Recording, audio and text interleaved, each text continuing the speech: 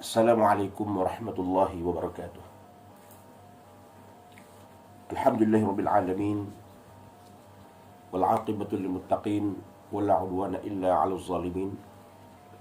Wassalatu wassalamu ala asyrafil anbiya'i wal mursalin wa ala alihi wa sahbihi wa man ihtada bi hadiyatihi wastana bi sunnatihi ila yaumiddin.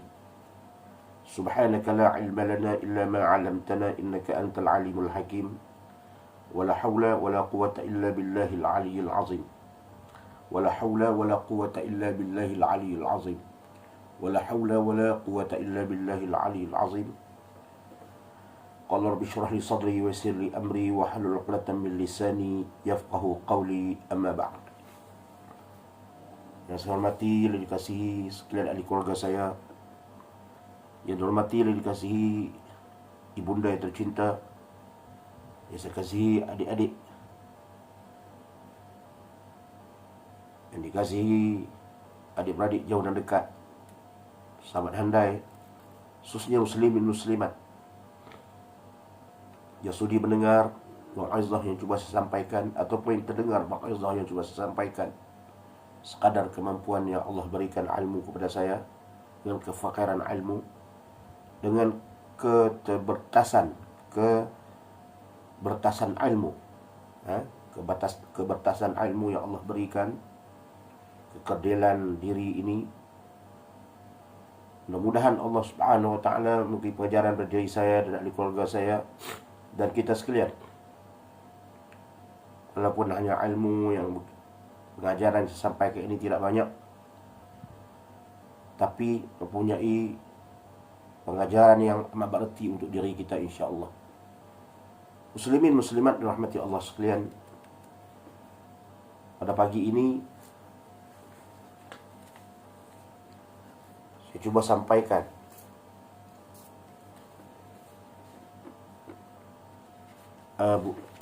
buku yang saya baca selalu.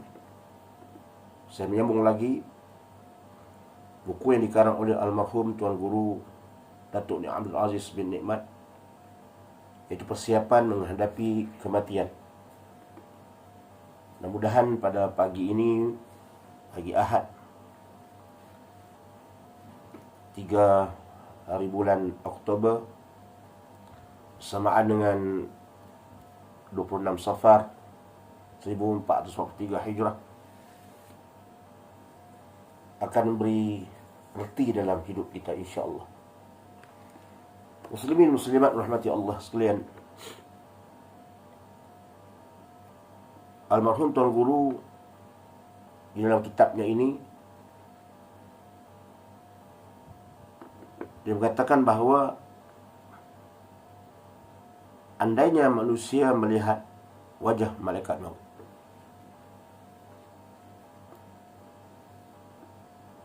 dia menjuruskan kepada buku ini, menjuruskan kepada persiapan menghadapi kematian. Dan di sana buku ini Tuan Guru menulis berbagai-bagai tajuk-tajuk yang berkaitan dengan persiapan itu. Dan dalam siri yang keempat ini, kalau tak silap saya,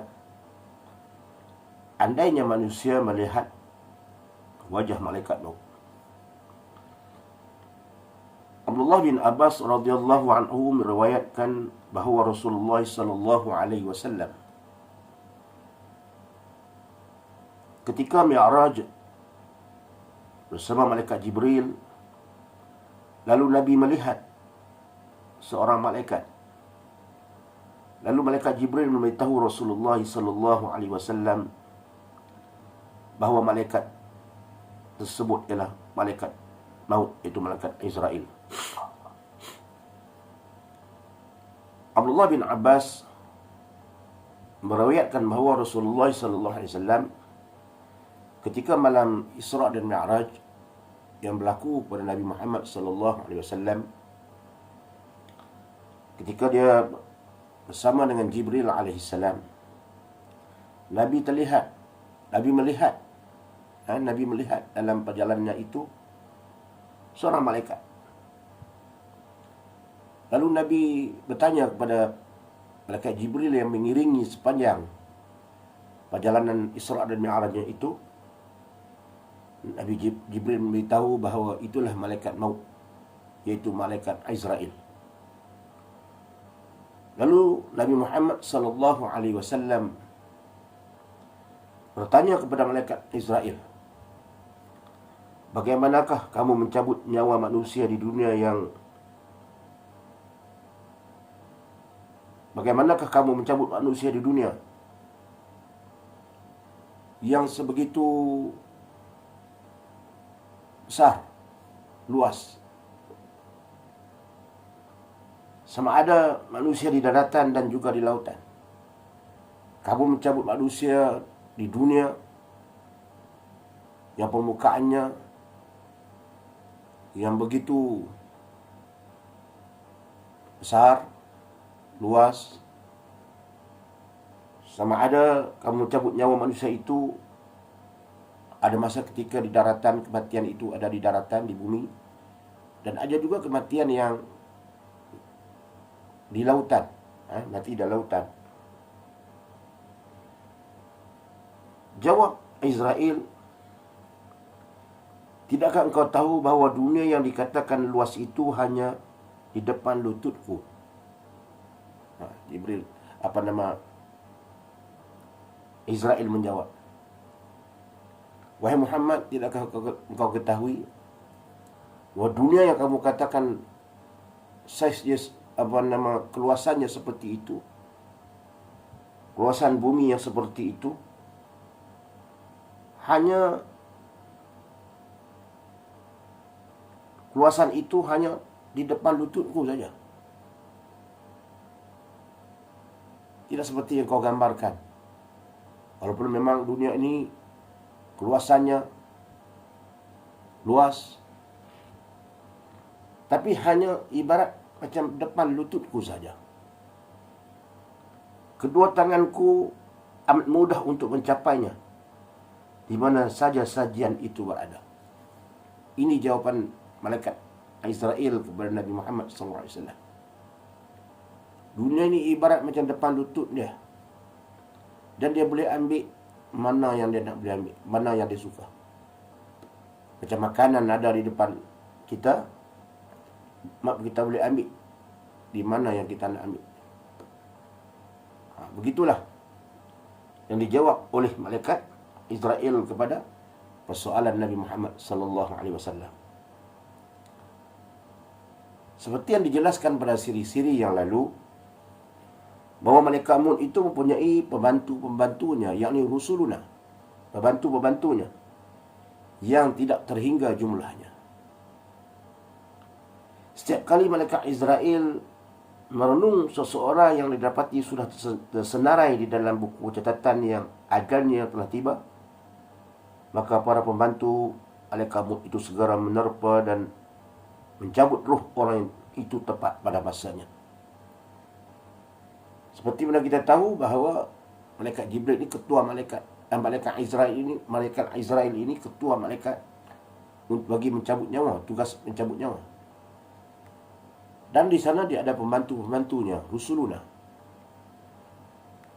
Kemudian apabila dia melihat ada tersenarai didapati dalam buku catatan yang Allah berikan kepada mereka, senarai yang perlu mereka mengambil nyawa, maka pembantu-pembantu tadi akan segera pergi dan mencabut roh orang yang tersenarai namanya itu tepat pada masanya. Bertepatan dengan firman Allah Subhanahu wa taala, fa iza jaa ajaluhum la yastakhiruna sa'atan wa la yastaqdimun. Apabila sampai ajal seseorang itu, maka tidak dilewatkan dan tidak dipercepatkan walaupun sesaat. Tepat pada masanya. Dia akan pergi mengambil nyawa walaupun di mana manusia itu berada. Qul innal mauta alladhi tafirruna minhu fa innahu mulaqikum. katakanlah kematian yang kamu cuba nak lari daripadanya itu sentiasa akan mengejar kamu. Ini disebut dalam Al-Quranul Karim. Kemudian ketika malaikat maut menjelma di hadapan manusia-manusia itu, ketika itu Allah Subhanahu wa taala perlihatkan keadaan malaikat maut itu kepada orang yang mendekati ajalnya. Apabila malaikat maut datang kepada orang yang nak dicabut nyawanya tadi, malaikat maut akan menjelmakan dirinya. Perlihatkan keadaan malaikat maut itu kepada orang yang hendak diambil nyawanya. Betapa gerunnya manusia apabila melihat malaikat maut itu. Tidak dapat ditakbirkan, tak dapat digambarkan dengan perkataan. Karena pandangannya yang amat berlainan dengan manusia. Oleh demikian tidak ada bahasa yang dapat menggambarkan keadaan bentuk fizikal malaikat ini. Tidak ada bahasa. Dan tidak ada yang dapat melukiskan keadaan malaikat maut, karena dia amat berlainan dengan manusia. Sebab itu kalau kita lihat dalam filem-filem jika kita melihat dalam filem-filem orang putih, dia buat malaikat wajah malaikat, itu semua tidak betul, pembohong, hanya khayalan. Ataupun dalam buku-buku dilukis-lukis malaikat, rupa-rupa malaikat, itu juga pembohong, tidak dapat dibayangkan dan tidak dapat dilihat wajah dan tubuh mereka. Mereka berada lain, alam yang lain daripada kita. Malaikat maut itu datang kepada orang yang nak diambil nyawa itu, maka orang yang nak diambil nyawa itu akan merasa gerun melihat fizikal malaikat Jibril, malaikat Israel tadi. Tidak dapat bahasa yang dapat digambarkan, dan tidak dapat dilukis tentang keadaan malaikat maut ini, malaikat Israel ini. Justru itu tidak dapat hendak diketahui hakikat keadaan malaikat maut itu dengan hakikat yang sebenar. Tidak dapat kita nak menggambarkan hakikat yang sebenar. Macam mana keadaan malaikat maut itu yang sebenar, kecuali orang yang pernah melihatnya ataupun yang memahami dan mengetahui sifat-sifatnya. Kecuali orang yang pernah melihatnya. Siapa yang pernah melihatnya? Nabi Muhammad sallallahu alaihi wasallam. Dalam peristiwa Isra dan Mi'raj. Dan orang yang nak mati. Itu antara yang Allah tunjukkan. Fizikal, kerana rupa malaikat maut itu. Sesungguhnya malaikat maut hanya sekadar dapat ditamsilkan ataupun menceritakan hikayat-hikayat mengenainya. Yang orang cerita itu sekadar cerita-cerita saja. Macam ni gambaran. Hakikatnya sekadar dapat ditamsilkan. Cuma kita dapat gambarkan begini, tapi bukan sebenar, itu bukan yang sebenar. Kita kata besar tubuhnya, menggerunkan, hanya itu saja dapat kita menceritakan. Kita dapat tamsilan seperti itu. Tetapi hakikat sebenarnya hanya Allah Subhanahu wa taala yang Maha mengetahui. Seorang sahabat bernama Ikrimah, bahawa dia pernah melihat di dalam setengah dari mashaf Sis, seorang Nabi Allah yang hidup di zaman sebelum Nabi Nuh.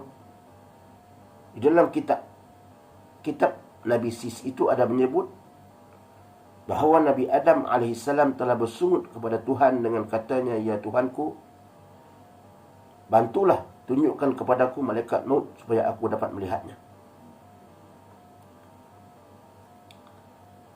Seorang sahabat bernama Ikrimah, bahawa dia pernah melihat di dalam setengah dari mashaf Sis, Allah Subhanahu wa taala menurunkan kitab Al-Quran kepada Nabi Muhammad, Taurat kepada Nabi Musa, Injil kepada Nabi Isa, Zabur kepada Nabi Daud. Dan ada juga kitab-kitab, dan semua ada, dan ada semua nabi-nabi, semua rasul-rasul Allah berikan kepada mereka kitab-kitab.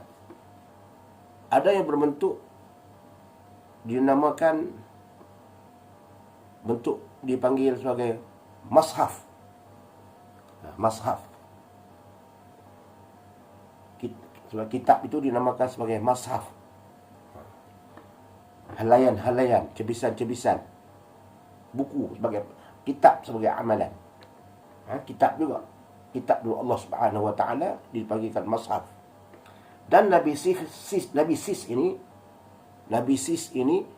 Allah berikan dia mashaf. Pernah berkata bahawa dia pernah melihat setengah dari mashaf Sis. Ikrimah ni kata dia pernah melihat mashaf Sis itu.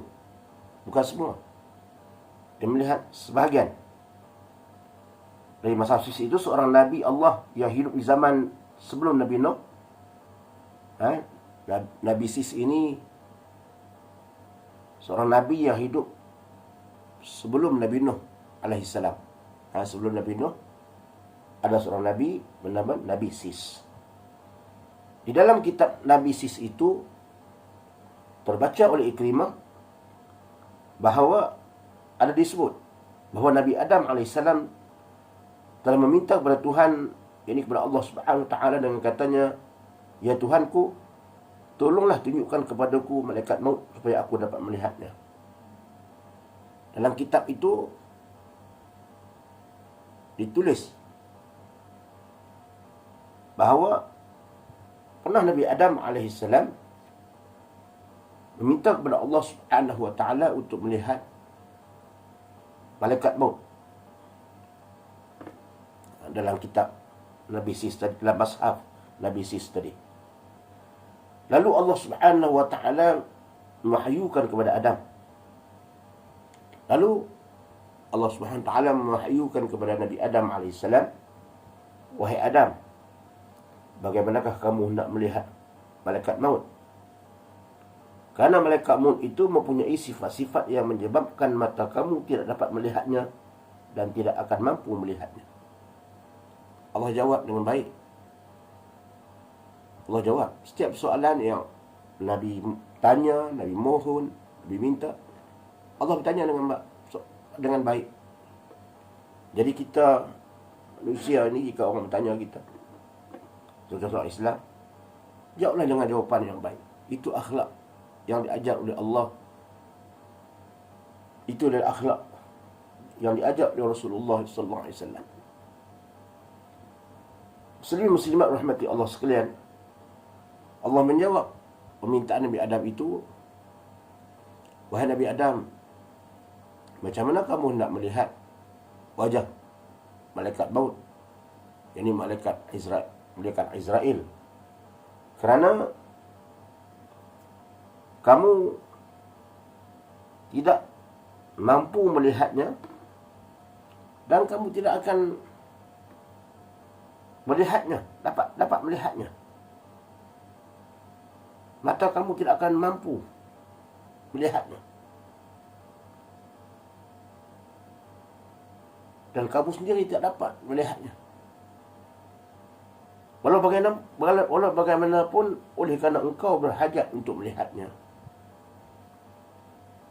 Kasih sayang Allah kepada malaikat, kasih sayang Allah kepada nabi-nabinya, terutamanya Nabi yang pertama, Nabi Adam alaihissalam. Oleh sebab Allah kata engkau ingin sangat nak melihatnya, maka aku akan memperlihatkan dia di dalam sifat yang lazim apabila dia menemui nabi-nabi. Aku akan memperlihatkan diri malaikat Israel itu dalam bentuk yang lazim apabila dia menemui nabi-nabi. Malaikat maut ini, dia di antara malaikat-malaikat yang banyak.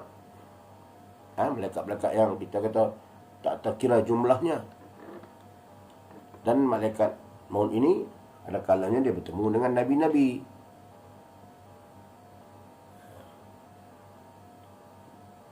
Dan walaupun pada masa itu Nabi Adam yang pertama, tapi Allah nak beritahu macam mana rupa malaikat maut itu jika dia bertemu dengan nabi-nabi, nabi-nabi selepasnya. Nabi-nabi selepas Nabi Adam itu nanti macam mana rupa malaikat maut itu datang, macam mana rupa dia ketika malaikat maut itu datang berjumpa dengan Nabi. Sebelum itu tak ada Nabi lah. Nanti malaikat maut akan datang jumpa Nabi, macam mana rupa dia, Nabi-Nabi selepas dia itu. Maka Allah Subhanahu Wa Taala mendatangkan malaikat Jibril dan malaikat Mikail. Maka Allah Subhanahu Wa Taala mendatangkan malaikat Jibril, jadi ketua malaikat, dan Mikail. Jibril dan Mikail ini pun selalu berdampingan mereka dua ini.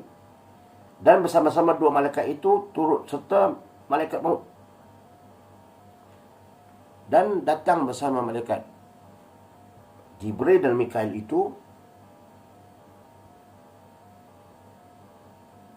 malaikat maut. Ikut juga sama dua orang malaikat tadi, yaitu malaikat maut. Dalam gambaran seekor kibas, dalam bentuk seekor kibas, berwajah putih berseri dan mempunyai sayap sebanyak 4,000. Malaikat maut datang tadi dalam keadaan seekor kibas, gambaran seekor kibas, berwajah putih berseri dan mempunyai sayap sebanyak 4,000. Di antara sayap-sayap itu, kata Tuan Guru, ada sayap yang menjangkau hingga ke langit. Sayap-sayap malaikat maut itu menjangkau hingga ke langit. Bayangkan, 4,000 sayap. Ada sayap itu menjangkau sampai ke langit. Dan ada yang menjangkau sekadar permukaan bumi saja. Ada yang menjangkau permukaan bumi, sampai ke bumi. Tetapi ada pula sayapnya yang melewati masyriq dan maghrib. Ada sayap yang melewati masyriq dan maghrib, yakni timur dan barat. Sampai begitu sekali. Dia punya sampai pada timur dan barat. Sayap dia itu. Sampai ke langit dan sampai ke permukaan bumi. Itu sayap malaikat maut. Yang datang bersama Jibril dan Mikail. Apabila diriwayatkan hal keadaan malaikat maut dalam gambaran yang demikian rupa, tentulah amat sukar hendak difahami. Bila digambarkan malaikat dalam keadaan seperti itu, Allah bawa gambaran seperti gambaran seekor kibas yang ada 4,000 sayap, yang putih berseri, yang sayap dia seperti saya gambarkan. Kita tak dapat nak bayangkan, sukar nak difahami. Jika sekadar mengeluh kerana sukar nak memahami, tak mengapa. Tidak perlu kita nak tahu macam mana sudah digambarkan macam itu, kita nak buat gambaran lagi, cukup, tak payah.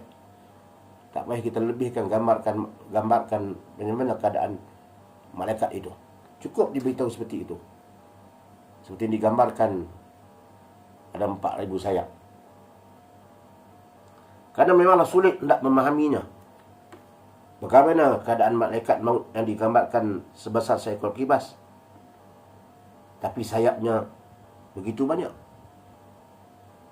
Dan ada pula yang sampai menjangkau ke langit sayapnya itu, ke bumi, masyriq dan maghrib, timur dan barat. Ini malaikat. Ini benar gaib. Malaikat ini kita tak dapat nampak. Kita beriman kepada malaikat. Malaikat ini bukan seperti manusia. Dia bukan lelaki, dia bukan perempuan. Dia tidak makan dan tidak minum. Dia lain daripada manusia. Dia makhluk Allah yang taat. Malaikatun syidadun ghilazun la ya'suna Allah ma amarhum wa yaf'aluna ma yu'marun. Dia bengis. Kemudian dia tidak buat maksiat kepada Allah. La ya'suna Allah ma amarhum, dan dia melakukan segala amal yang diperintahkan kepadanya oleh Allah. Wa yaf'aluna ma yu'marun, dan melakukan apa yang Allah suruh. Dia tidak ingkar. Dia makhluk yang tidak pernah ingkar arahan Allah Subhanahu wa ta'ala. Tapi harus diingat bahawa sebagai seorang mukmin yang beriman dengan perkara yang gaib, janganlah hati kecil kita menyatakan, kita sebagai seorang mukmin, janganlah hati kecil kita mengatakan, tidak masuk akal. Jangan sekali-kali ada perasaan itu. Macam mana ibaratnya digambarkan seperti seekor kibas, kemudian ada 4,000 sayap. Kita kata tak masuk akal. Jangan sekali-kali kita ada perasaan yang seperti itu dalam akal kita, dalam fikiran kita. Karena sesungguhnya dalam berkatakan perkara yang gaib, keadaan malaikat ini tidak semestinya akal semata-mata yang menjadi penilaian kita. Dalam perkara yang gaib, kita jangan fikir dengan akal. Jika kita fikir dengan akal, kita akan jadi terkeliru, kita hilang pedoman, dan akhirnya kita akan tersesat. Sebab benda gaib ni kita beriman. Beriman ni kita percaya. Beriman seperti kita beriman adanya syurga dan neraka. Kita beriman adanya Allah Subhanahu wa ta'ala. Kita beriman dengan sepenuhnya.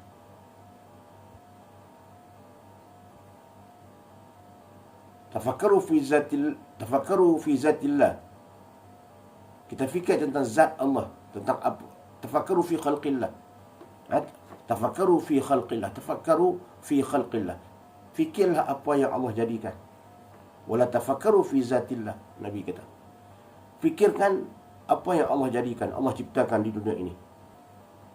Segala cakrawala, segala apa yang Allah jadikan termasuk diri kita, itu yang kita fikirkan, tak apa. Wala tafakkaru fi zatillah. Jangan kamu fikir tentang zat Allah, diri Allah. Jangan. Allah sebut. Itu juga jangan dalam masalah malaikat ini, jangan kita fikir. Kita hanya beriman. Jangan kita fikir sebab tidak mampu untuk mentafsirkannya. Ini perkara yang gaib. Jangan kita sampai disesat sampai kita kata tak masuk akal malaikat seperti itu. Ini amat bahaya dalam diri kita sebagai seorang muslim. Dia boleh merosakkan iman, boleh merosakkan akidah. Sebab sesungguhnya Allah ini maha berkuasa menjadikan segala sesuatu.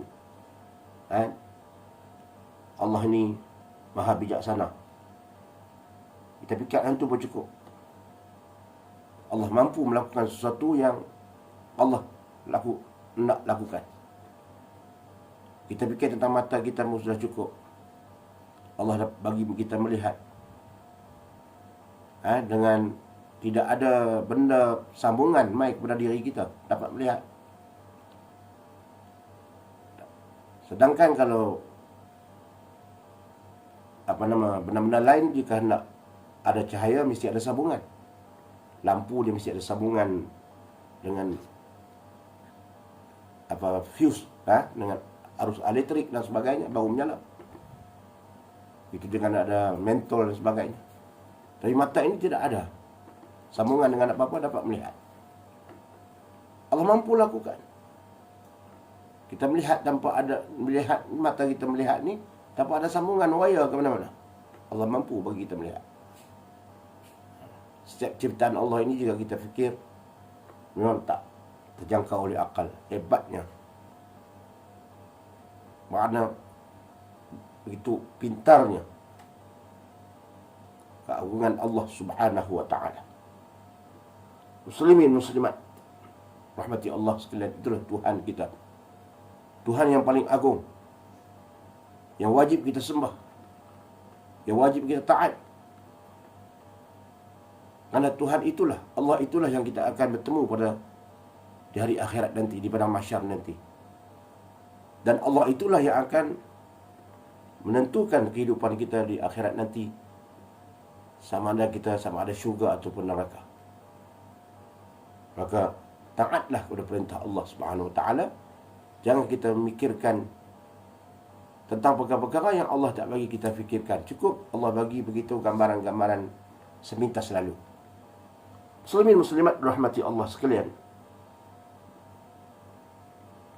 Karena akal manusia ini sangat terbatas keupayaan. Kita tak boleh fikir sebab akal manusia ini amat terbatas keupayaannya. Sehingga kadang-kadang dia sendiri tidak mampu memecahkan kebentuan dalam mencari logik. Terutamanya dalam mencari benda-benda yang gaib, yang hanya dengan dalam ilmu Allah SWT semata-mata. Dia tak mampu. Macam mana kita nak mencari, sedangkan dalam perkara-perkara lain pun kita nak cari benda-benda yang lain pun kita buntu. Tak mampu. Arus elektrik, kita tidak nampak arus elektrik. Tapi kita tahu ada arus dalam wayar di rumah kita itu. Ada arus. Kalau kita sentuh, boleh mengakibatkan renjatan pada tubuh badan kita dan boleh bawa kematian. Terbakar tubuh kita. Tapi kita tak nampak arus itu. Kalau kita nampak warna dia macam mana, sifat dia macam mana, tak nampak. Tapi ada karan tu. Tak percaya, kita sentuh. Ada. Tapi tak nampak. Allah tak bagi kita nampak. Tapi ada arus itu. Begitu juga udara. Ada udara.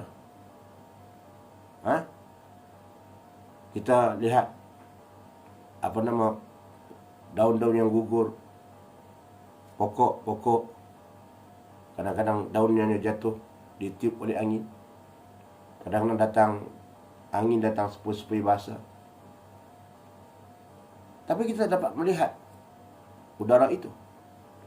Begitu nyawa kita dalam badan. Nak scan, pergilah ke tempat-tempat yang di mana yang pakar sekalipun. Nak scan, nak melihat nyawa kita, ruh kita, tak jumpa, tak nampak. Tak nampak. Pergilah yang pakar di dunia ini sekalipun. Saya nak melihat, kata, nyawa saya, macam mana bentuk. Tak jumpa. Tidak akan jumpa. Tapi ada dalam badan dan tubuh manusia itu. Itu kita beriman pada perkara yang mampu kita beriman pada yang gaib, dan kita memikirkan perkara-perkara yang Allah suruh fikir, yang Allah tak suruh fikir tentang benda-benda yang tak mampu kita fikirkan tentang kejadiannya. Jangan kita fikir. Cukup dengan kita beriman. Itu dikatakan iman. Iman ni kepercayaan. Kita percaya. Muslimin muslimat rahmati Allah sekalian. Perkabaran yang ajaib dan ganjil mengenai malaikat maut itu adalah sebahagian dari ujian terhadap keimanan seseorang. Perkabaran ajaib yang diceritakan tadi tentang bentuk malaikat, yang digambarkan malaikat itu, ada 4,000 sayap itu, nak menguji keimanan. Sebahagian daripada ujian keimanan kita kepada Allah Subhanahu Wa Taala, adakah seseorang itu dia beriman dengan perkara yang gaib, ataupun dia hanya percaya kepada perkara-perkara yang logik semata-mata. Dia hanya percaya kepada benda yang dia nampak baru dia percaya. Benda yang tak nampak dia tak percaya. Adakah itu berlaku pada manusia, pada makhluk Allah? Adakah itu yang berlaku kepada manusia? Utamanya orang Islam sepatutnya tidak berlaku seperti itu. Sebab itulah wujudnya golongan-golongan etis di dunia ini yang tidak percaya kepada Tuhan. Ramai kumpulan-kumpulan etis yang tidak percaya kepada Tuhan. Sebab dia tak melihat, dia hanya fikir dengan cara logik. Dia kata Tuhan tidak ada. Kerana dia tidak dapat melihat Allah, dia kata Tuhan tidak ada. Dunia ini jadi dengan sendiri, semula jadi. Semua ini ajaran yang sesat. Etis ini adalah ajaran yang sesat. Dia memikir dengan cara logik. Datang depan mata, baru datang depan mata dia boleh nampak, baru dia percaya. Ini adalah golongan-golongan etis. Dia tak percaya sebab dia tak dapat melihat. Bukan semua perkara yang Allah bagi lihat. Bukan semua. Nyawa kita pun kita tak dapat lihat. Kalau boleh kita pun nak lihat nyawa kita tu macam mana. Allah tak bagi lihat. Kita beriman kepada Allah Subhanahu wa ta'ala. Apalagi soal kubur, tak dapat kita lihat. Kita beriman. Muslimin muslimat rahmati Allah sekalian, seperti yang dikhabarkan dalam beberapa hadis Nabi sallallahu alaihi wasallam bahawa malaikat maut di antara 4,000 sayapnya itu masih ada yang belum pernah dikembangkan. Malaikat maut yang 4,000 sayap itu masih ada yang belum dikibarkan sayapnya itu. Dalam 4,000 itu bukan semua dikibar. Dalam 4,000 sayap itu bukan semua 4,000 itu dikibar. Ada lagi masih tertutup sayapnya.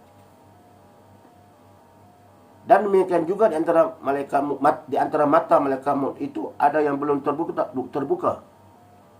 Kecuali dia melihat seseorang yang telah sampai ajalnya, maka ketika itu barulah dia membukakan kelopak matanya.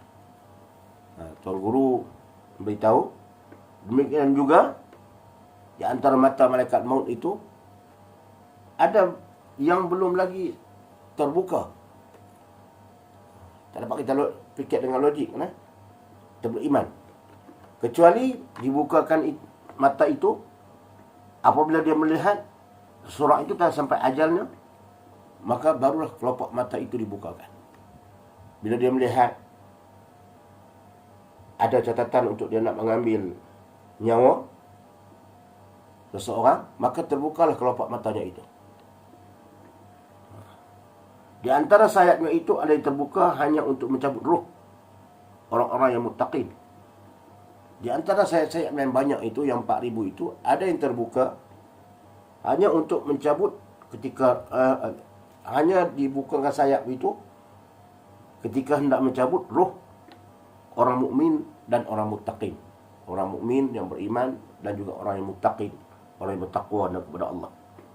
Dan ada pula sayapnya yang terbuka hanya untuk mencabut roh orang-orang kafir. Sayap yang 4,000 itu bukan semuanya dibuka. Ada sayap yang dibuka ketika mana sayap khas untuk orang mukmin dan muttaqin, dan ada sayap yang dibuka ketika nak mengambil nyawa orang kafir. Malah sayap yang terbuka untuk mencabut roh orang kafir itu sangat dahsyat. Kerana ia dipenuhi duri-duri yang tajam, yang terdiri daripada besi-besi panas. Wal'ayazubillah, bimbang kita ya Allah. Bimbangnya kami ya Allah, dengan apa yang sifat yang ada pada malaikat maut ini. Kerana inilah malaikat yang datang kepada kami ya Allah. Mudah-mudahan ya Allah Engkau memudahkan kami ya Allah jika roh kami dicabut nanti ya Allah. Ambillah nyawa kami dengan mudah ya Allah. Bila kita lihat sifat malaikat maut ini pun kita dah tak tahu betapa dahsyatnya. Roh yang terbuka untuk orang kafir itu dipenuhi oleh duri-duri yang tajam, yang terdiri dari besi-besi yang panas. Di antara 4,000 sayap itu ada sayap yang penuh dengan duri-duri yang panas, dipenuhi dengan duri-duri yang tajam dan besi-besi yang panas. Sayapnya masyriq wal maghrib, hingga ke langit dan ke permukaan bumi. Bayangkan. Selain itu dia penuhi dengan pencakok-pencakok dan gunting-gunting yang tajam. Kesemuanya adalah untuk mendera dan mengazab orang-orang kafir. Ini yang disebut oleh Tuan Guru mengenai sifat yang ada pada malaikat maut itu. Apabila Nabi Adam melihat keadaan malaikat maut, betapa dahsyat dan gerunnya dalam hati Nabi Adam tidak terperi lagi. Nabi Adam nak tengok, minta kepada Allah, Allah bagi. Jika benar malaikat maut datang dengan malaikat Jibril, dengan malaikat Jibril dan malaikat Israfil, Nabi Adam tengok keadaan macam tu, Nabi Adam jatuh pingsan selama 7 hari, tidak sedarkan diri. Nabi Adam jatuh pingsan apabila melihat fizikal malaikat maut itu. 7 hari pingsan. Dan apabila Nabi Adam sedar dari pingsannya, lalu dia masih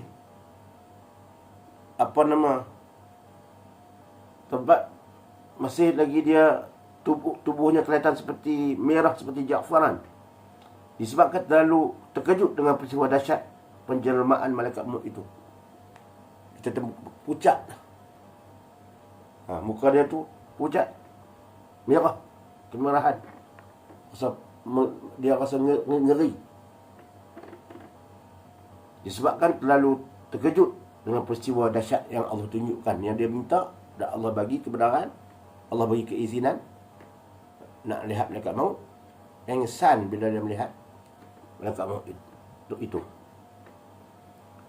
Abdullah bin Abbas meriwayatkan bahawa Nabi Ibrahim AS meminta kepada malaikat maut supaya menunjukkan bagaimana caranya dia mencabut ruh orang mukmin. Abdullah bin Abbas radhiyallahu anhu meriwayatkan bahawa Nabi Ibrahim AS pernah meminta kepada malaikat maut supaya menunjukkan bagaimana caranya dia mencabut ruh orang mukmin. Nabi-nabi ini orang yang lain daripada kita. Nabi-nabi ini orang yang dekat dengan Allah Subhanahu Wa Taala. Nabi-nabi ini malaikat datang kepada mereka. Nabi Muhammad sallallahu alaihi wasallam, malaikat Jibril selalu datang kepada Nabi Muhammad. Malaikat nabi-nabi, malaikat datang kepada mereka. Kita bukan nabi, malaikat tak datang kepada kita. Dia datang pun dalam keadaan kita tak nampak. Kalau dia datang pun kita tak nampak. Dia datang pun mungkin nak melihat diri kita. Mungkin malaikat ziarahi diri kita.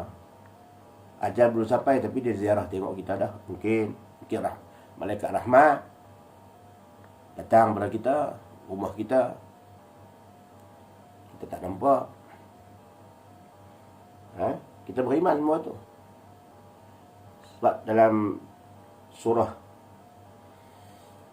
Al-Qadar, pada malam Lailatul Qadar itu malaikat semua turun. Seluruh manusia malaikat turun ke bumi. Tanazzalul malaikatu war-ruhu fiha biizni rabbihim min kulli amr. Seluruh malaikat termasuk malaikat Jibril, war-ruh. Ruh ni malaikat Jibril. Tanazzalul malaikatu war-ruh. Turun malaikat ke muka bumi. Bertebaran di atas muka bumi. Dikatakan pergi ke rumah, mendoakan pada orang-orang Islam. Rumah-rumah orang Islam, bertebaran mereka atas muka bumi. Seluruh malaikat turun sehingga terbitnya fajar. Itu dikatakan malam Lailatul Qadar. Lepas tu rumah-rumah kita, kalau nak pergi malaikat dapat masuk, janganlah kita letakkan benda-benda yang Allah tak bagi. Nabi sebut, jangan letak benda-benda seperti patung. Seperti patung lembaga yang kalau kita buh, nyawa tu boleh hidup. Kalau nak patung yang anak cucu kita main tu lain lah. Sekejap kepala sana, kaki ke sini, itu tak lain. Ini patung yang macam patung, betul-betul patung. Macam, kalau kita kata macam bentuk macam lembaga tu. Jangan letak sekali-kali. Walaupun berbentuk binatang. Ada bentuk orang atau bentuk binatang, rumah orang Islam jarang ada lah. Orang bukan Islam adalah kadang dia letak binatang sebagainya. Tak hidup. Tapi kalau dia macam binatang yang hidup tapi tak ada roh, Allah tak bagi kita letakkan benda-benda seperti itu dalam rumah. Malaikat rahmat tidak masuk. Itu juga kita meletakkan gambar-gambar yang tidak elok, malaikat rahmat tidak masuk. Tapi malaikat maut masuk. Malaikat maut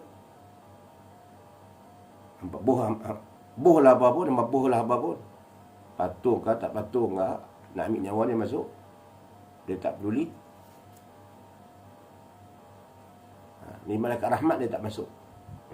Sebab itu rumah orang Islam jangan ada perkara-perkara yang terlarang dalam rumah, supaya bila malaikat rahmat datang dia mendoa kepada isi rumah. Isi rumah kepada kita sekalian. Walaupun kita tidak nampak, dia masuk, dia ada, dia datang. Dan kadang-kadang bukan saja dalam malam Lailatul Qadar, malam-malam yang lain pun kadang malaikat sepertiga malam malaikat datang memberi rahmat. Allah memberi rahmat pada manusia-manusia yang beribadah sepertiga malam. Dia masuk dan mencari siapa yang beribadat, yang berdoa, yang berhajat kepada Allah, yang bermunajat kepada Allah, supaya dia mencatatkan amalan manusia tadi dan dibawa ke hadapan Allah Subhanahu Wa Taala, memberitahu bahawa si fulan bin si fulan telah bangun pada waktu ini munajat padamu. Tapi jika dalam rumah kita ada benda-benda yang terlarang, dia tak masuk. Dia tengok dari luar. Kita kalau boleh, kita nak masuk dalam rumah kita. Rahmat. Malaikat rahmat masuk dalam rumah kita, satu tetamu yang mulia. Kalau sekadar duduk di luar itu, kita rasa tak seronok lah. Macam orang datang rumah kita, tak mau masuk dalam rumah, hanya sembang di luar. Itu kita hendak masuk, malaikat rahmat ni masuk. Sebab itu jangan ada dalam rumah kita perkara-perkara yang terlarang. Muslimin muslimat rahmati Allah sekalian. Abdullah bin Abbas meriwayatkan bahawa Nabi Ibrahim alaihissalam meminta kepada malaikat maut supaya menunjukkan bagaimana caranya dia mencabut ruh orang mukmin. Nabi Ibrahim minta. Lalu malaikat maut minta Nabi Ibrahim supaya berpaling darinya. Nabi Ibrahim minta kepada malaikat maut, macam manalah malaikat maut, wahai malaikat Israel, wahai malaikat maut, macam manalah kamu mencabut nyawa orang mukmin. Lalu malaikat maut minta Nabi Ibrahim supaya beralih sat. Beralih daripada dia tu. Beralih sat. Berpaling ke arah lain sat. Lalu malaikat maut minta Nabi Ibrahim supaya berpaling darinya. Berhati oleh. Kemudian apabila Nabi Ibrahim berpaling semula kepada malaikat maut, kemudian lepas itu, berpaling itu, malaikat maut kata paling balik ke arah dia. Kemudian apabila Nabi Ibrahim berpaling semula pada malaikat maut itu, tiba-tiba Nabi Ibrahim mendapati malaikat maut itu menyerupai seorang pemuda yang tampan, berpakaian cantik dan kemas, memakai wangi-wangian yang semerbak dan wajahnya berseri-seri. Apabila dia melihat kembali wajah malaikat maut itu, Nabi Ibrahim melihat seorang lelaki yang kancak tampan, berpakaian cantik dan kemas, wangi, wajahnya berseri-seri. Malaikat tadi menyerupai wajah seperti itu. Nabi Ibrahim pun berkata kepada malaikat maut, jika orang mukmin yang hendak menghadapi kematiannya nanti, jikalau orang mukmin nak menghadapi saat kematiannya nanti,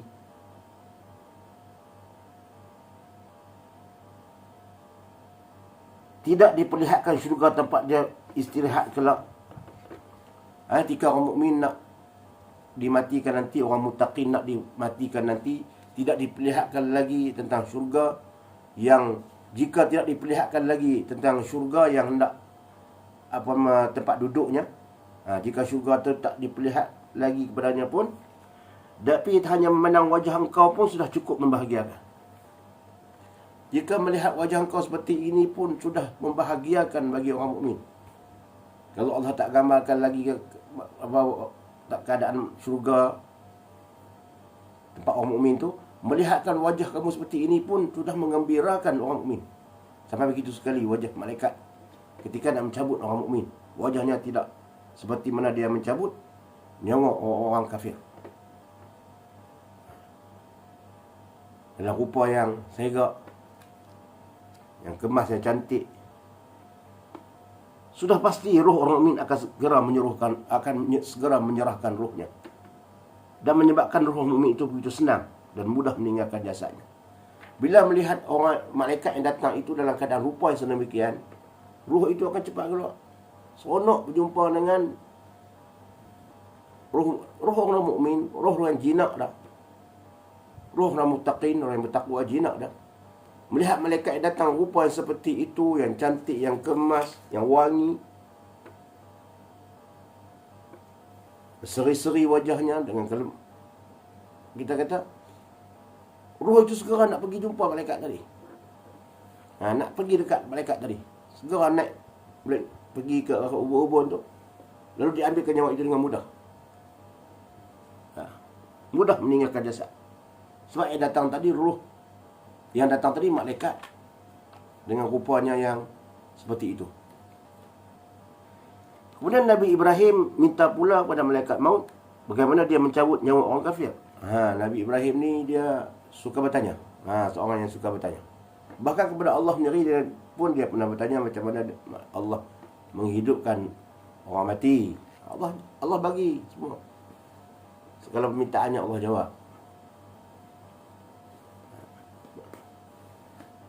Adakah kamu tak beriman wahai Ibrahim? Pernah Allah bertanya kepada Ibrahim.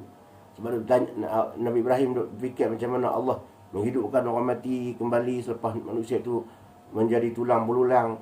Macam mana dia nak menghidupkan balik di hari akhirat. Ibrahim fikir ke arah itu. Allah jawab, adakah kamu tak beriman? Tidak, bukan aku tak beriman ya Allah. Walakin tatma'innal qulub, tapi nak menenangkan hatiku. Allah jawab, Allah bagi. Dalam Quran ada, boleh rujuk. Macam mana Allah Subhanahu wa taala menyelesaikan masalah pertanyaan Nabi Ibrahim itu. Muslimin muslimat rahmati Allah sekalian, bila Nabi Ibrahim minta pula pada malaikat maut, macam mana keadaan malaikat maut mencabut nyawa orang kafir. Malaikat maut menyatakan kepada Nabi Ibrahim, tidak usahlah engkau memandang wajahku ketika aku mencabut nyawa orang kafir. Kerana engkau tidak akan terdaya melihat wajahku yang bengis tiada taranya. Tak payahlah katanya, macam mana keadaan aku ketika nak mencabut nyawa orang kafir. Kerana engkau tidak terdaya untuk melihat wajahku pada ketika itu. Dengan sifat bengis yang tiada taranya. Ini malaikat beritahu kepada Nabi Ibrahim AS. Walaupun begitu, Nabi Ibrahim tidak berganjak juga. Dia berniat, dia nak tengok juga macam mana wajah malaikat maut ketika dia mencabut nyawa orang kafir tadi. Nabi Ibrahim nak minta juga. Ketika itu malaikat maut minta agar Nabi Ibrahim berpaling macam tadi. Berpaling daripada dia, beralih ke arah lain. Kemudian sebab itu malaikat maut minta mati balik ke arahnya. Tiba-tiba dia berhadapan dengan sebuah tubuh yang amat menggerunkan. Sukar dibayangkan, tak dapat dibayangkan oleh Nabi Ibrahim keadaan malaikat maut itu. Tak dapat dibayangkan. Tetapi kata Nabi Ibrahim, cuba bayangkan sendiri wajah yang paling menggerikan. Maka itulah wajah malaikat maut ketika dia mencabut nyawa orang kafir. Nabi Ibrahim kata, carilah wajah yang menggerikan di dunia ini. Maka wajah malaikat maut itu lebih mengerikan lagi ketika mana nak mencabut nyawa orang kafir. Di dunia ini kita jumpa wajah orang yang mengerikan, makhluk yang mengerikan. Sama ada wajah manusia atau wajah makhluk lain yang mengerikan, yang menakutkan. Wajah malaikat tu lebih mengerikan lagi. Nabi Ibrahim kata.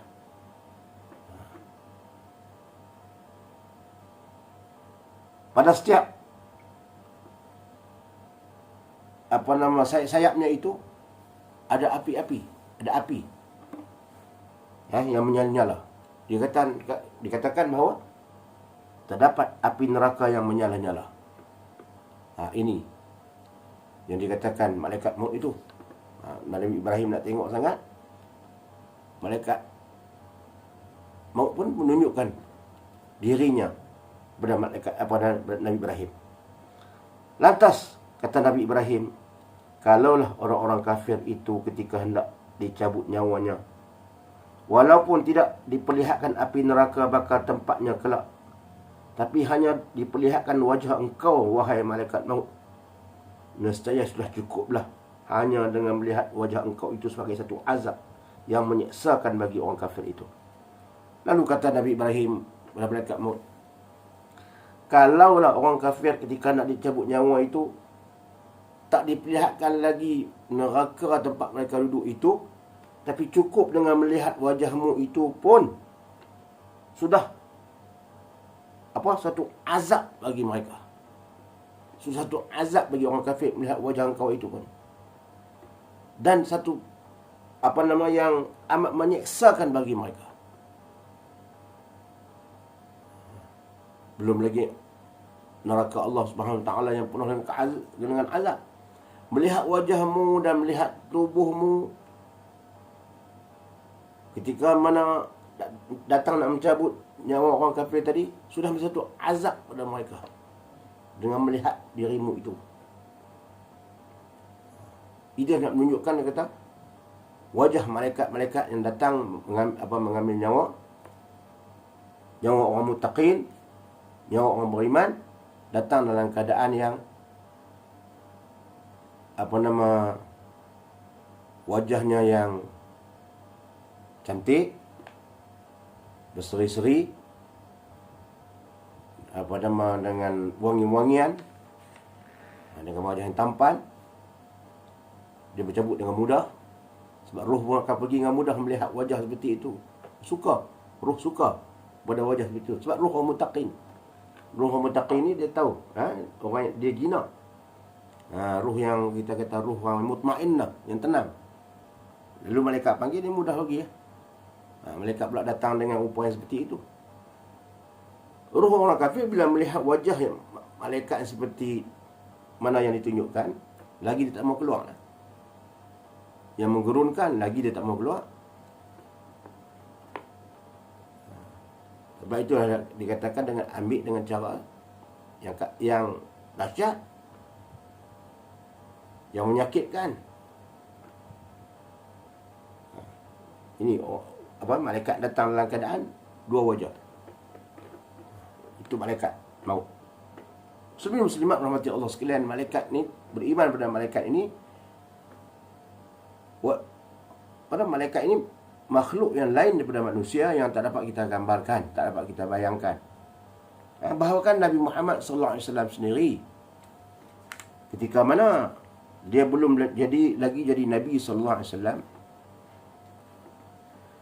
Allahumma salli ala sayyidina Muhammad. Nama dia rajin berkhalwat, dia rajin duduk seorang diri di Gua Hira. Ketika selepas kahwin tu, kemudian ada masa kadang-kadang sampai ke malam pun pernah dia tak balik. Siang tu, pagi tu dia pergi duduk di Gua Hira yang terletak di atas Jabal Nur di Mekah. Dia tak mau melihat keadaan masyarakat, kerosakan moral masyarakat Mekah pada masa itu. Lalu dia minta kebenaran pada Khadijah. Benda Khadijah kata, pergilah. Kemudian di sanalah dia duduk sampai satu malam, satu ketika dia tak balik. Satu ketika dia tak balik. Selalunya dia balik, tapi dia tak balik. Dalam malam itu adalah malam 17 Ramadan. Datang malaikat, datang satu makhluk kepadanya. Datang satu makhluk yang dia tak pernah lihat. Bila datang makhluk kepadanya tu, dia pengsan. Muhammad bukan jadi Nabi lagi. Dia pengsan melihat makhluk itu. Dia tak pernah melihat makhluk yang seperti itu. Lepas dia jaga daripada pingsan di Gua Hira tu, dia seorang diri. Lepas itu, lepas dia pingsan itu, dia jaga, datang lagi makhluk yang sama dengan rupa yang menggerunkan. Pingsan lagi kali kedua. Dia sedar daripada pingsan yang kedua itu, dia melihat tidak lagi makhluk yang dia lihat yang dua kali tadi, yang awal tadi. Yang ada hanya seorang lelaki yang cantik, seorang lelaki yang segak, yang tampan. Jadi dia pun tak lagi takut. Dia tak tahu siapa. Itu berlaku pada 17 Ramadan. Lalu lelaki tadi memeluknya. Tanpa bercakap banyak, terus peluknya. Muhammad pun tak kenal siapa. Terus memeluknya. Iqra. Iqra ya Muhammad. Baca ya Muhammad. Muhammad kata, saya tidak tahu membaca. Ana la biqari, saya tidak tahu membaca. Iqra, peluk lagi. Iqra. Saya tidak tahu membaca. Lalu makhluk tadi membaca Bismillahirrahmanirrahim. A'udzubillahi Bismillahirrahmanirrahim. Iqra bismi rabbikal ladzi khalaq, khalaqal insana min 'alaq. Iqra wa rabbukal akramul ladzi 'allama bil qalam, 'allamal insana ma lam ya'lam. Surah Iqra, 5 ayat yang pertama tu. Dia boleh baca 3 kali. Dikatakan dalam kitab ada yang kata 3 kali dia baca. Kemudian Iqra ya Muhammad. Lalu Muhammad dapat baca 3 kali. Jibril baca, apa malaikat tu, apa makhluk tu baca. Makhluk yang datang peluk tu baca. Kemudian diajar Nabi 3 kali, dia kemudian baca Iqra ya Muhammad. Muhammad pun dapat ikut. Mana dia jiwa Nabi Muhammad SAW, diri Nabi Muhammad SAW ni jernih, mudah ingat. 3 kali ajak saja. 3 kali ajak saja ingat terus. Maning kita ni kadang-kadang nak boleh hafal ni berpuluh-puluh kali baru boleh ingat. Muhammad 3 kali terus boleh ingat, boleh tak lupa duduk. Terus masuk lah hati dia, lekat lah, dah duduk lah hati dia. Kemudian makhluk lepas dia, malaikat apa lepas makhluk tadi peluk dia macam-macam itu, kemudian hilang, right? Selepas baca Iqra tadi, right, hilang dari pandangan. Lalu Muhammad pun pulang ke rumah dalam keadaan takut. Pulang ke rumah dalam keadaan takut. Kemudian isteri dia melihat suami dia dalam keadaan yang, sampai ke rumah dalam keadaan yang berlain pada masalah lain, hari-hari lain.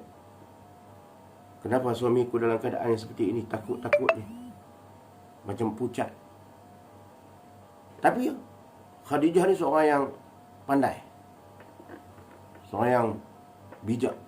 Dia tak bertanya Muhammad soalan-soalan yang banyak-banyak. Dia tahu dalam keadaan Muhammad dalam keadaan seperti itu, dia tahu ada masalah. Lalu dikatakan diberi minum sedikit minuman dan suruh Muhammad tidur di pangkuannya, rehat. Muhammad pun terlena hingga di pangkuan, terlena di pangkuan, supaya Muhammad tenangkan diri dia dulu. Muslimin muslimat yang rahmati Allah sekalian. Kemudian Khadijah pun terfikir, siapakah yang datang kepada Muhammad, suaminya itu. Lalu dia pergi bertanya kepada sepupunya Waraqah bin Naufal, seorang ahli kitab, tua dah. Dia seorang ahli kitab yang betul-betul beriman dengan kitab. Ahli kitab ni seorang yang beriman kepada Allah Ta'ala, betul-betul beriman dengan kitab Taurat. Kemudian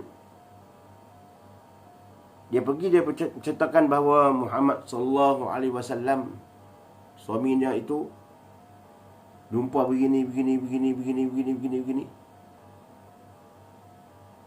Adakah ada gangguan pada suami dia itu?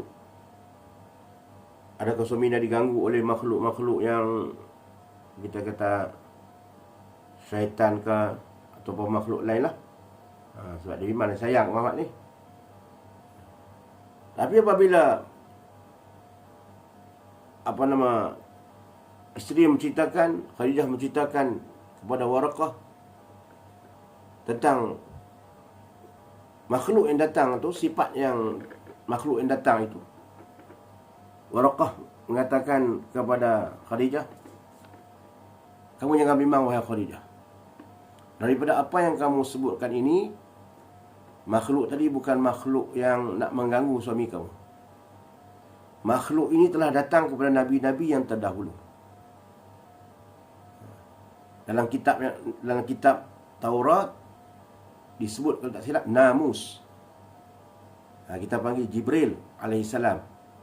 Selain nama Jibril, dalam kitab-kitab yang dulu tidak mungkin Namus. Inilah Namus. Malaikat yang membawa wahyu nak melantik suami kamu untuk menjadi rasul.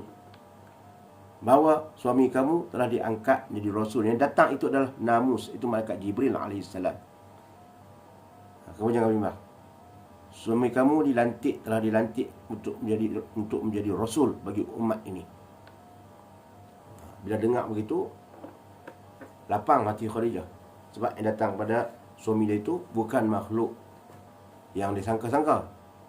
Dan dia berasa takut sebelum itu hilang.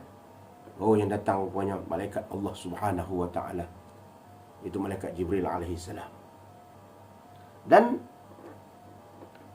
Waraqah bin Nawfal memberitahukan lagi bahawa kamu kena ingat, suami kamu suatu hari akan diusir dari tempat tinggal.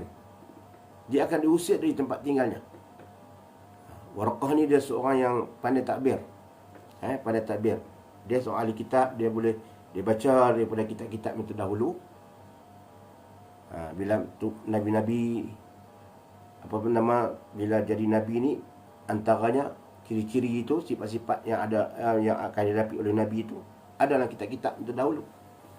Tak disukai, akan ditentang oleh orang-orang golongan-golongan kaum masyarakat dia sendiri, dan dia akan diusir dari tempat kediamannya. Dan jika sekiranya aku dipanjangkan umur, sebab itu masa itu tua dah Waraqah, dan sekiranya aku dipanjangkan umur pada ketika itu, jika masyarakat menentang dia, menghalaunya, pasti aku akan menolongnya, kerana dia membawa satu ajaran yang benar. Lalu Khadijah pun lepas itu pulang ke rumahnya kembali. Saya nak menceritakan di sini tentang keadaan sifat malaikat itu. Muhammad sebelum jadi nabi lagi pun telah melihat malaikat Jibril pengsan 2 kali. Sehingga malaikat Jibril menyerupai manusia, baru tak pengsan. Itu sifat malaikat yang kita tak dapat nak bayangkan macam mana keadaan. Macam mana keadaan kita nanti bertemu dengan malaikat, muka dan nakir, fizikal mereka, wallahu a'lam macam mana. Yang bertanya seorang yang dua-dua tu soal menyoal dan memukul bagi orang yang buat maksiat. Macam mana malaikat yang menjaga neraka, macam mana malaikat yang menjaga syurga. Semua malaikat-malaikat. Malaikat Jibril alaihissalam, malaikat Mikail, malaikat Israfil, Raqib, Atid yang sentiasa ada di kiri kanan kita yang mencatat amalan. Kita tak dapat bayangkan. Cukup kita beriman kepada Allah Subhanahu Wa Taala bahawa malaikat ini adalah hamba Allah yang mereka taat kepada Allah. Bagi mereka yang taat kepada Allah, malaikat maut yang fokuskan malaikat maut tadi, dia datang dalam keadaan yang rupa yang elok, jadi tidak menakutkan.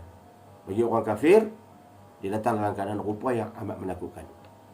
Jadi kita sebagai persediaan kita untuk menghadapi kematian, kita berdoa kepada Allah Subhanahu Wa Taala agar malaikat yang datang mencabut nyawa kita tadi, malaikat sama ada Allah hantarkan malaikat Jibril sendiri datang mencabut nyawa kita, ataupun Allah hantarkan rusuluna, pembantu-pembantu malaikat Jibril datang mencabut nyawa kita. Sebab nak mencabut nyawa ini sebutkanlah kita ada 3. Allah sendiri cabut, ada masa malaikat Jibril sendiri cabut, dan ada masa pembantu-pembantu Jibril yang mencabut. Kita berdoa kepada Allah Subhanahu Wa Taala agar nyawa kita dicabut dalam keadaan yang tenang, yang mudah. Ruh kita keluar dalam jiwa dengan mudah. Seperti disebut, ya Tuhan nafsul mutmainnah, irji'i ila rabbika radiyatan mardiyah, fadkhuli fi ibadi wa dkhuli jannati. Wahai jiwa yang tenang, irji'i, kembalilah pada Tuhan kamu dalam keadaan kamu redha dan Allah redha, fadkhuli fi ibadi wa dkhuli jannati. Kembalilah, maka keluarlah ruh tadi. Dari kaki keluar, turun naik ke atas. Dari kaki tu ujung naik ke atas sampai sini, nanti sekejap ke halqum ini. Kemudian terlepas tak lama sampai itu, keluarlah malaikat cabut nyawa. Dia dibawa ruh tadi. Dia suka keluar. Sebab yang mengambil nyawa itu malaikat yang menyerupai makhluk manusia yang tampan. Ruh dia pun ruh yang baik nak keluar. Tapi jika yang datang tadi malaikat yang menyerupai seperti benar yang digambarkan, yang menakutkan, ruh tak mau keluar. Duk main dalam badan, berlari sana berlari sini. Tapi diambil dengan cara yang direntaknya nyawa itu, tetap diambilnya dengan cara yang amat mengerikan. Cara amat mengerikan. Sebab itu kita berdoa kepada Allah Subhanahu Wa Taala agar akhir hidup kita, nyawa kita mudah. Nyawa kita mudah. Allah makhtib lana bi husnil khatimah wa la takhtib alaina ya Allah bi su'il khatimah. Kita berdoa kepada Allah agar nyawa kita akhirnya diambil dengan husnul khatimah, sebaik-baik kejadian, dan bukan diambil nyawa kita dalam su'ul khatimah, dalam seburuk-buruk kejadian. Semua ini akan berlaku kepada kita. Semua kita akan berlaku benda ini. Kematian ini tetap akan berlaku. Yang Tuan Guru, almarhum Tuan Guru Datuk Abdul Nikmat menceritakan tentang buku ini, tentang persiapan menghadapi kematian ini, berlaku pada semua manusia. Ini sebagai persiapan kita. Persiapan dari segi mana? Nak menunggu malaikat maut ke? Tidak, amalan kita. Persiapkan amalan kita, tambahkan amalan kita. Amalan kita itu kita tambahkan lagi, kita upgradekan lagi. Mudah-mudahan dengan demikian Allah akan mudah mengambil nyawa kita dalam keadaan mudah, tidak seperti mana digambarkan dalam keadaan yang menakutkan. Mudah-mudahanlah insya-Allah saya akan sambung lagi kitab ini, iaitu persiapan menghadapi kematian, supaya menjadi pengajaran kepada kita. Kita bersiap. Tak apa. Bukan kita bila persiapan menghadapi kematian ini, maka kita takut. Takut. Banyak sehingga kita nak bekerja pun takut. Sehingga kita nak pergi ke mana sini pun takut. Tak. Salah, itu anggapan tu yang salah. Persiapan ini kita kuatkan amalan ibadat kita. Kuatkan amalan ibadat kita. Ingat, malaikat ini makhluk Allah. Dia tidak melakukan sesuatu kecuali yang diperintah oleh Allah. Dia bukan nak mengganggu manusia. Dia hanya menjalankan tugas manusia. Dia menjalankan tugas yang diamanahkan oleh Allah Subhanahu Wa Taala. Kalau kita baik, maka mudahlah. Dia pun baiklah. Dia pun makhluk Allah. Sebab itu kalau kita lihat dalam talqin, antara bacaan talqin tadi, sebentar lagi kamu akan didatangi oleh 2 orang malaikat. Jangan kamu takut dan jangan kamu gentar. Kita sebut nama-nama si mati itu. Jangan kamu takut dan jangan kamu gentar. Bentar lagi kamu akan didatang oleh 2 orang malaikat, itu Munkar dan Nakir. Jangan kamu takut dan janganlah kamu gentar, wahai si fulan bin si fulan. Sesungguhnya mereka itu adalah hamba Allah. Mereka juga seperti kita, mereka adalah hamba Allah. Mereka menjalankan tugas yang diamanahkan oleh Allah. Jawab, jika mereka bertanya, jawablah dengan tenang. Jawablah dengan fasih. Jangan kamu takut dan jangan kamu gentar. Mereka adalah makhluk Allah. Itulah malaikat. Maka sebab itu, bila kita buat persiapan ini, dalam menghadapi kematian ini, kita buat kerja amal ibadat kita, amal ibadat ke, kita buat kerja apa harian kita ke. Bila kita perkara-perkara yang dosa, kita akan tinggalkan. Perkara yang boleh membawa kita berdosa, kita tinggalkan. Dan jika sekiranya kita terlanggar atau melakukan dosa, sengaja atau tak sengaja, cepat-cepat kita minta ampun kepada Allah. Sebab pintu keampunan Allah itu tiasa terbuka untuk manusia. Selagi mana nyawa tidak sampai lagi ke pintu hukum, mintalah ampun kepada Allah. Inna Allah la yaghfiru an yushraka bih. Allah tak ampun orang yang syirik kepada Allah. Wa yaghfiru ma duna zalika liman yasha. Tapi Allah mengampun dosa selain daripada itu. Selain daripada syirik, Allah ampun. Walaupun sebanyak pasir di lautan, Allah ampun. Minta ampun kepada Allah setiap masa, maka Allah akan ampunkan kita. Sebab kita manusia tidak sunyi daripada dosa. Sebab kita manusia. Jadi hanya sekadar itu yang dapat saya sampaikan pada pagi ini. Mudah-mudahan mau'izah ini memberi pengajaran kepada diri saya, ahli keluarga saya.